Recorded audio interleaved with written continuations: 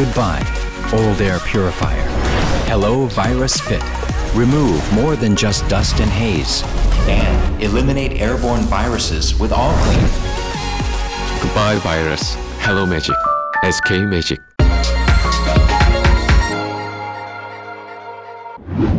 This is KiniNews and I'm your host Prasad, bringing you today's top stories. Is the power PAS enjoying getting to their heads? And will this hurt PN's chances in Malacca? We will find out in less than a week. But in the meantime, Lim Guan Eng has called on the cabinet to stand up against PAS. DAP Secretary General Lim Guan Eng has challenged MCA, Gabungan Parti Sarawak and MIC cabinet members to stand up against PAS. This is over the PAS-led Kedah government's decision to ban licensed number betting outlets.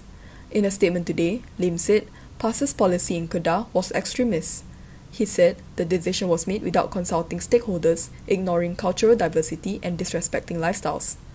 Lim questioned whether these ministers would dare to draw a red line and demand in this week's cabinet meeting to reverse the ban. Yesterday, Kedah Menteri Besar Muhammad Sanusi Madnor said his administration will not allow gambling outlets to renew their license. PAS had implemented similar policies in Kelantan and Terengganu in the 1990s. Since PAS joined the Perak government last year, the Selama District Council had decided to ban all retail sales of alcoholic beverages. Meanwhile, Lim said GPS and BN ministers must also reprimand their PAS colleagues who launched a personal attack against FMT reporter Minderjeet Kaur. Lim said the exchange was yet another example of PAS's bullying behaviour and extremist policies. Journalists have a job to ask questions. Here's a tip. If you don't know how to answer the question, you can tell them politely or just say no comment. Personally attacking a journalist is not acceptable. The personal attack launched by two PAS politicians against journalist Minderjeet Kaur has been slammed. Petaling Jaya MP Maria Chin Abdullah said such an attack coming from PAS Vice President Idris Ahmad is horrendous and unforgivable coming from a federal minister. She said instead of answering the reporter's question or even politely declining, Idris attacked her family and refused to answer her question. Meanwhile, the Deputy Minister of Human Resources Awang Azman was equally condescending when he ridiculed the reporter's nationality because she had posed the question in English. Chin questioned whether the standard for Malaysian ministers is so low these days that they can no longer understand or answer in other languages anymore. Chin said journalists, especially female media practitioners, should not be threatened by chauvinistic politicians who resort to personal attacks to deflect from answering questions. Independent media advocacy group Gerakan Media Merdeka and the National Union of Journalists Malaysia echoed Chin's views. The media group added that the responses from the two PAS MPs clearly show disrespect for the work of journalists and women. That's not the only thing PAS leaders did to make headlines today. They also decided to ban gaming shops in Kedah. Analysts believe that the PAS-led Kedah state government's decision to effectively ban gaming shops is believed to be related to the ongoing Malacca state election. Speaking to Malaysiakini, Universiti Malaya's Awang Azman Pawi said that the timing of the announcement conveniently coincided with the election where PAS and its allies in Perikatan Nasional were gunning for Malay-majority seats. Just yesterday, Kedah Menteri Besar Muhammad Sanusi Madnor announced that the Kedah state government would not renew gaming shop business licenses issued by the local councils. Sanusi reportedly said the move was intended to tackle social ills caused by gambling, such as the collapse of family institutions. However, Awang Azman believes that the announcement might backfire on the PN coalition instead. According to the social-political analysts, this is because the concept of tolerance has been practiced in Malacca, where its voters are more moderate and understand the fact that they are living in a multiracial community. PN has been the last coalition to unveil its manifesto for Malacca, but with all the damage PAS done this week, will it be enough? Perikatan Nasional has finally unveiled its manifesto for the Malacca polls. Its manifesto contained more general approaches rather than specific policy items compared to their rivals, BN and Pakatan Harapan. However, there were some specific promises on cash handouts. This includes a one-off RM200 payment to teachers of religious schools and kindergartens under the Malacca Islamic Religious Department's jurisdiction. Besides that, a one-off RM200 payment for all newborns in Malacca for 2021 was also promised. This was unveiled by PN chairperson Muhyiddin Yassin through a virtual event aired from Shah Alam, Selangor today. It was done virtually due to strict restrictions against physical campaigning because of COVID-19. Other promises made were postponement of loan repayments under the Tabung Amanah Pendidikan Negeri Malacca, a 50% discount on hawker licenses, as well as a 50% rental discount for small traders.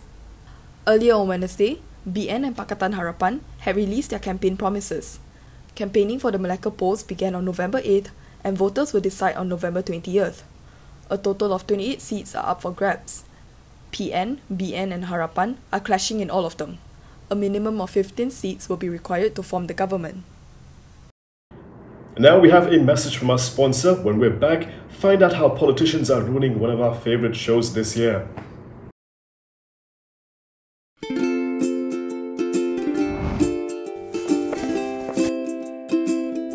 Shellfish, red meat, and beer. If you love indulging in these foods, you may end up with high uric acid level in your blood. These foods consist high level of purine, a substance that will eventually break down into uric acid and be excreted through our urine. It is recommended that the amount of dietary purines should be kept between 600 to 1000 milligrams per day. Having too much uric acid in your blood can cause attacks of gout. It can also cause kidney stones and blockage in the kidney. The crystallization of the excessive uric acid in your blood can be eased by reducing purine-rich food to only 100 to 150 milligrams daily, maintaining a healthy lifestyle, and consuming urinary alkalinizer like Ural. It consists of sodium bicarbonate, citric acid, and sodium citrate that increases the urinary pH and solubility of uric acid to prevent crystallization. Best of all, it's lemon-flavored and sugar-free. Ural, effective urinary alkalinizer. Neutralize your uric acid problem now.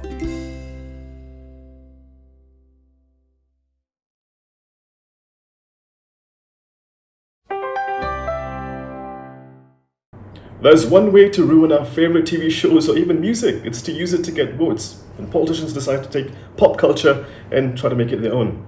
Squid Game is the latest victim.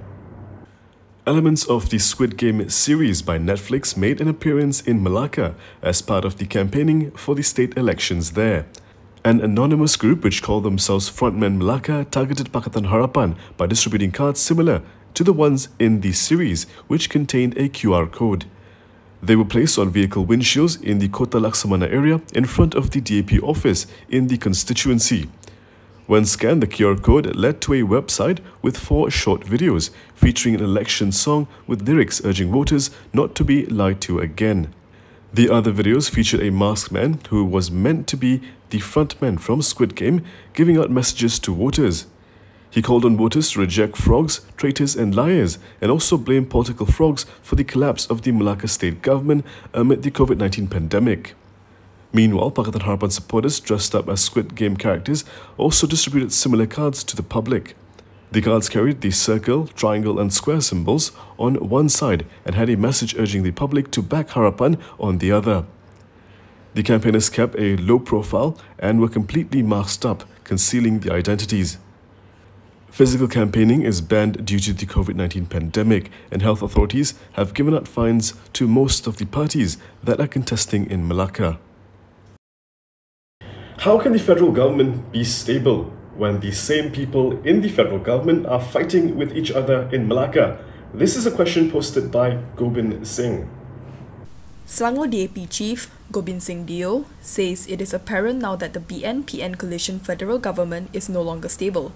He said, while they appear to work together in Parliament, in Malacca it's an entirely different story. It's strange. Here in Parliament, they say that they are a stable government.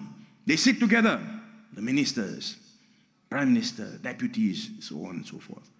But as soon as they leave, they go to Malacca, and in Malacca, they convince everyone to vote the other out, despite the fact that they say they are from the same government.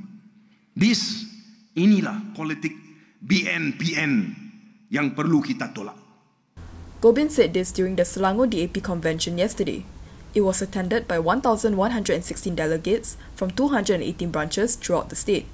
Gobind also reminded party members that GE15 may happen anytime soon, in view of the instability of the federal government. He was referring to the three-corner fights between BN, Perikatan Nasional and Harapan in the Malacca election. Motorcycle e-hailing is a big hit in cities across Southeast Asia, but don't expect it to come to Malaysia anytime soon. Motorcycle e-hailing services will not be introduced in Malaysia due to the high number of road fatalities including motorcycle riders. This was revealed by Deputy Transport Minister Henry Sam Agong. He said the decision was made after taking into account all sorts of aspects, including the issue of safety and the passengers' welfare. Henry was responding to Julau MP Larry Sung, who had asked what the ministry's plans to introduce motorcycle e-hailing services in the country were. Henry also said the lack of compliance to road regulations among motorcycle users was also an issue that needs to be looked into.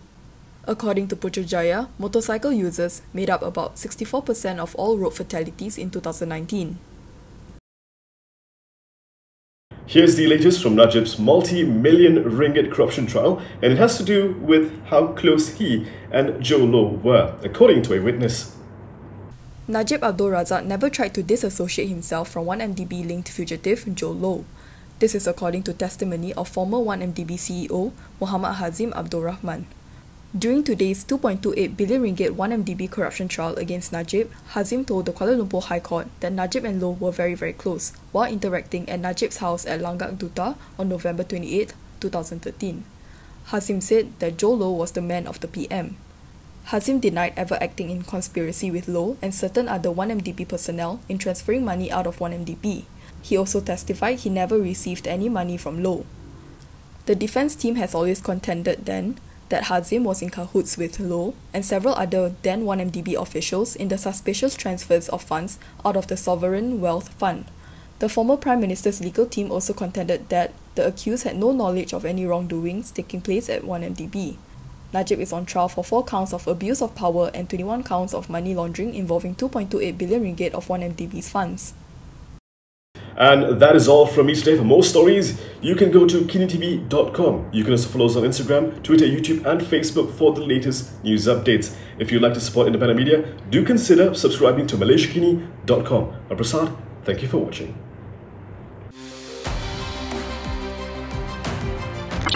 As the ministry responsible for driving our country forward through science, technology and innovation, the recognition of this award to companies, agencies and individuals who bring positive socio-economic impact to society is timely, as it can serve as the motivator for the industry community and others to always be mindful of innovation, despite the unprecedented COVID-19 pandemic. This effort also complements the national development agenda based on the spirit of keluarga Malaysia. Akhir kata, kepada para pemenang, remember this: you have knowledge, and when you practice knowledge, you will get skills. When you practice skill, you will get habits. And when you practice habits, you will get attitudes. And you practice attitude, you will get the right culture.